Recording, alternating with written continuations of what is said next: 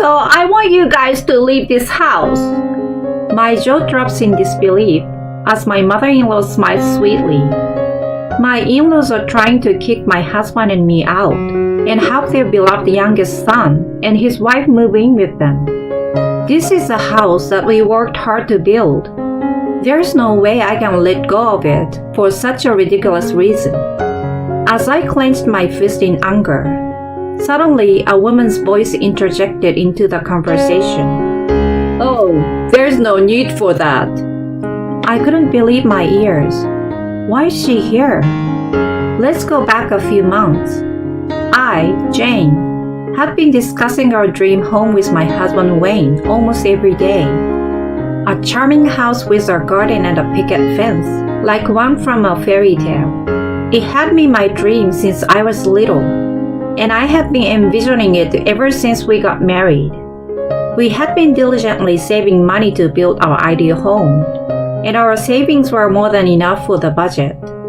It was just the two of us, but eventually, we would have kids. I wanted to have some enchantments like our secret playroom throughout the house for them to enjoy. My daydreams were expanding. One day, my mother-in-law Anita called the home phone. Since Wayne was at work, I picked up the call. I heard the news, Jane. You are building your own house, right? She spoke as soon as I picked up the phone. I was a little taken aback, but I figured Wayne had told her and replied, yes. What kind of house are you planning to build? A cottage style sounds lovely. She guessed my ideal vision, and my excitement grew. We indulged in discussions about our dream homes for a while. It was unexpected, but it was delightful to have such an enjoyable conversation with her. Hooray for our dream home! I chanted in my mind. To be honest, I found her a bit difficult. I never thought she was a bad person, but it was just that she was quite stingy. For example, when I visited her before, we went out to do some grocery shopping. She loved to talk, so we had a decently enjoyable conversation on the way. Things started to take a strange turn when we arrived at the supermarket. As I put groceries into the cart while looking at my shopping list, she kept interrupting. Jane, instead of these expensive vegetables, why not go for the pre-cut ones over here? The meat you put in the cart earlier.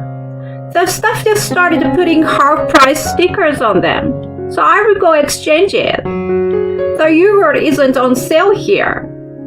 I think it's on sale at the other supermarket this month, so let's buy it there. It may be considered housewife wisdom, but it became tiresome to be checked and inspected every item I put in the cart. I didn't want to argue or be rude since she wasn't saying anything wrong, so I swallowed my complaints and followed her instructions. Afterward, while we were queuing at the cash register, she suddenly looked up from her phone and grabbed my arm with a sense of urgency. When I asked what was wrong, she told me that tissues and toilet paper were on sale at the pharmacy a few blocks away. She had received a message from a neighbor. I will go there first, so can you help me carry the bags when we go back? But we've already done a lot of shopping and got quite a few bags. Then go back home once and then come out again. I will wait for you. She then dashed out of the supermarket without hearing my reply. Dumbfounded, I gave in to her enthusiasm and did as she said. Sometime later, she finished her shopping and was waiting for me at the cafe in front of the pharmacy. The seats on either side of her were piled high with tissues and toilet paper. A huge load to carry even across the street. In stark contrast, there was only one glass of water on the table. Surprisingly, she had only been drinking that while waiting for me. She told the waiter she would order something once I arrived. But it's okay now that you found me. Let's just leave. Aren't you going to order anything? When I asked in surprise, She laughed, saying that cafes were expensive. She had been waiting for me for at least 30 minutes. It seemed pretty rude to leave without ordering anything. I told her to order something as I would pay. Without any hesitation, she took the menu and pondered for a while before finally calling the waiter. "I will have a coffee, please, and may I have an afternoon tea set?" I looked at her in surprise, and she gave me a big grin in return. "I've always wanted to try this. It's embarrassing for me to go to a cafe and eat it alone, you know." That wasn't the issue. Out of all things, she had to order the most expensive item in the cafe. If it were me, when someone treated me, I wouldn't have ordered anything more expensive than what the other person was having. If the other person only ordered a drink, wasn't it proper etiquette to also order just a drink? If she wanted to have a meal, she should have at least said something in advance. Thinking that it would be embarrassing to protest in front of the waiter, I remained silent. In the end, even at the checkout, she cheerfully said her thanks, showing no sign of shame for what she had done. I later heard that she proudly showed the photos of her afternoon tea to the neighbors, bragging about it. That incident made me think she cares too much about appearances, but was stingy with money. "I hope it's going to be a sturdy and beautiful house," Anita said on the phone. She hadn't brought up any money matters at that point.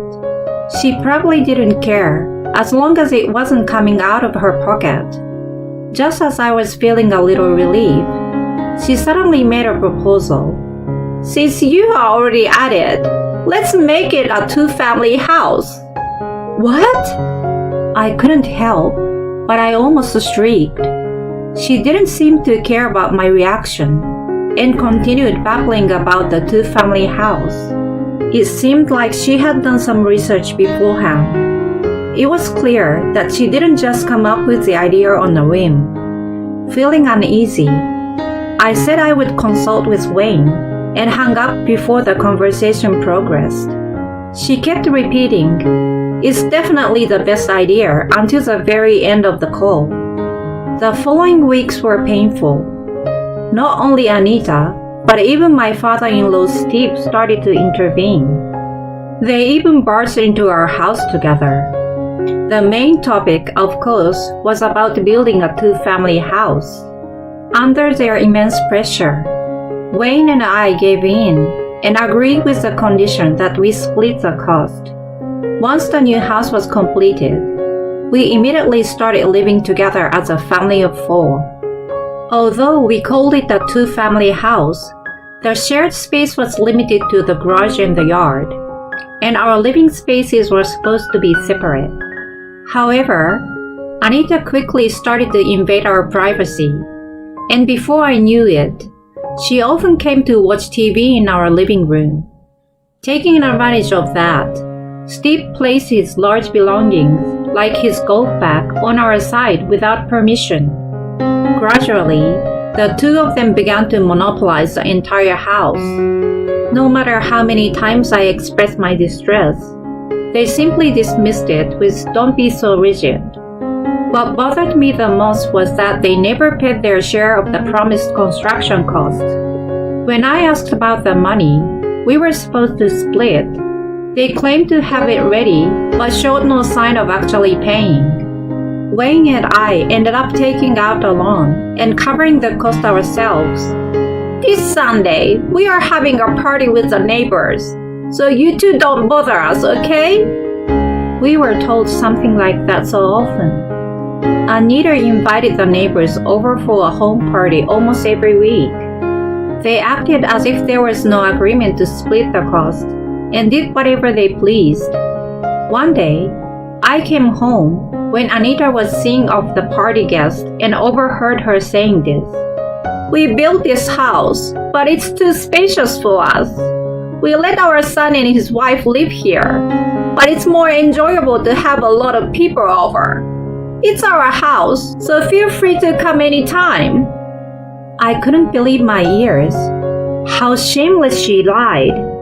She made it sound like they built the house and they were allowing us to live in it. Outraged, I immediately talked to Wayne about it. It seems he had reached his limit with his parents' arrogance as well, as he suggested setting up a proper place to talk. The next day, we courteously told Anita how we were being inconvenienced by the ongoing home parties. Our precious brand new home was being ruined. We wanted to resolve the situation amicably, but she gave no hoot about it. On the contrary, her overbearing behavior increased. She only engaged in activities like barbecues, which caused smoke to seep into the house. Not only that, but after the guests were gone, she just left everything in a mess. She made us do all the cleaning and tidying up. When Wayne and I were both mentally and physically exhausted, my in-laws came up with an idea to invite all the relatives. I asked if I could invite my parents. Then, Anita made a face as if she had bitten a bitter pill. No! We are already full house with our relatives. Your parents can come another time, okay? What did it mean that my parents weren't allowed to attend a family gathering? I felt suspicious and called my mom. Hi, Jane. What's going on? I was relieved to hear her voice, which I hadn't heard in a long time, and I told her everything. The refusal to let my parents attend the party, and making Wayne and me pay for the entire cost of the new house. She listened and cheered me up by saying that I had done my best despite the hardships. I couldn't help but cry at her sweet words. Don't worry so much. Everyone is coming, right? It's a special party, so enjoy it. Encouraged by her, despite my anxieties, I gathered my determination. The house was built by Wayne and me. I swore to protect it together with him. On the day of the party, I welcomed the relatives, feeling nostalgic since our wedding. Among them were Wayne's younger brother, Isaac, and his wife. I had only spoken to them a little, but Wayne had told me several times that his parents doted on Isaac. As soon as he appeared, my in-laws became very cheerful. I couldn't help but feel a sense of dissatisfaction with the difference in their attitude toward us. At the same time, I thought if they were in such a good mood, we would spend the day without a hitch. I was a little relieved by the arrival of Isaac and his wife. However, that hope was quickly shattered. Isaac, how have you been? I've been worried since we haven't heard from you for a while. Anita was attacked to him throughout the party. Steve was watching them from the side. They left all the chores to me and Wayne, and didn't even bother to move from their seats. And then, Anita suggested something outrageous. You know, why don't you move in with us? We've been discussing it. We'll transfer the ownership of this house to you, so there will be no problem. They were talking casually, and seems to be oblivious to what they were really saying. The relatives didn't seem surprised by their statements, as if they believed that the house belonged to my in-laws. Instead, they irresponsibly agreed, saying it was a great idea. Wait a minute! I couldn't bear it any longer, and interrupted them. The house was for 2 families. There were no vacant rooms. It was impossible for all of us to live together. In response to my outburst, Anita opened her mouth with a look of annoyance. So I want you guys to leave. I was speechless, and Wayne stepped forward to take my place. He argued that we had taken out all the loans ourselves and built the 2-family house at their demand. We've fulfilled your wishes, but you've done nothing for us. On top of that, you're telling us to leave? How dare you guys? It was rare for him to speak so directly, but I felt exactly the same way as him. I nodded in agreement several times beside him. If this house belongs to you guys, then it's practically ours too. What's wrong with us living here? You must have a lot of money to be able to build such a big house. So why don't you just build another one? You're older, so give it to your younger brother. It's not that simple. Wayne was also exasperated, with a strained expression in the sigh. The relatives, who had been watching the exchange between us, perhaps sensing that we were being overwhelmed, began to make statements in support of my in-laws. Isaac and his wife, on the other hand, remained silent, seemingly avoiding any involvement. Occasionally, they exchanged troubled looks and giggled. If things had continued as they did, we would have ended up giving up our house, just like when we were pressured last time. I absolutely couldn't allow them to take our home in that way. No matter what we said, we were overwhelmed by the numbers. We were at a loss. You don't need to give the house up. I couldn't believe my ears when a woman's voice suddenly joined the conversation. I was confused about why she was there. When I turned around, my mom and dad were standing at the entrance to the room. To the astonishment of everyone, the two of them nodded instead of greeting them. Then, my mom walked towards me and smiled, saying, "Surprise!" I could feel my tears coming up from the relief and bit my lip as I nodded.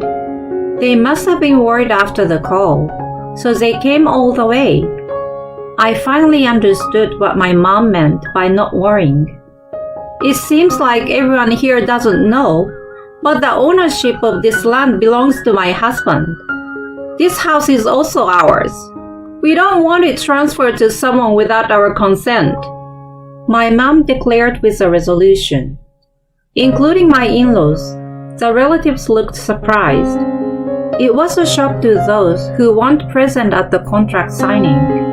In the midst of the commotion among the relatives, my in-laws anxiously began shouting, claiming it was all a baseless lie.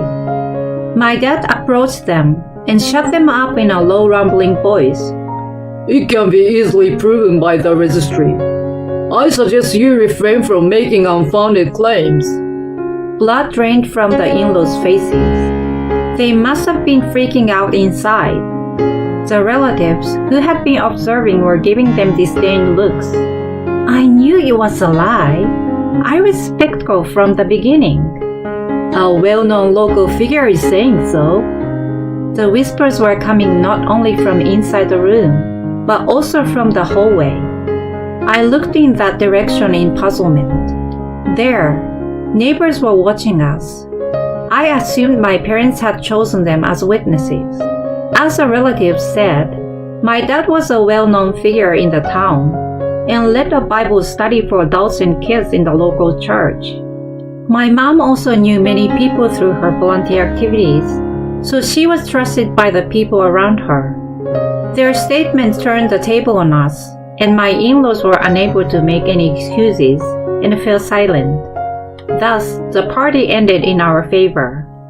A few days later, my in-laws, who were shamed in front of all the relatives and neighbors, tried to patch things up but failed miserably.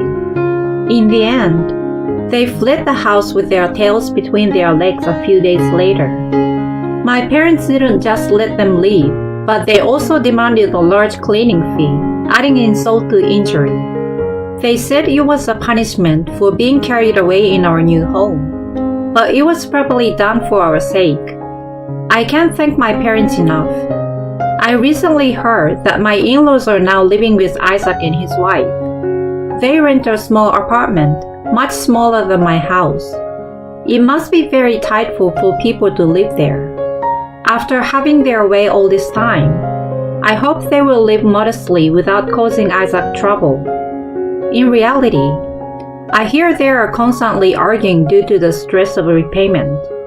Wayne and I invited my parents to live in our immaculately clean house, and now we live a peaceful two-family life. Both of them are overjoyed to be able to live next to us. There is no benefit in showing off.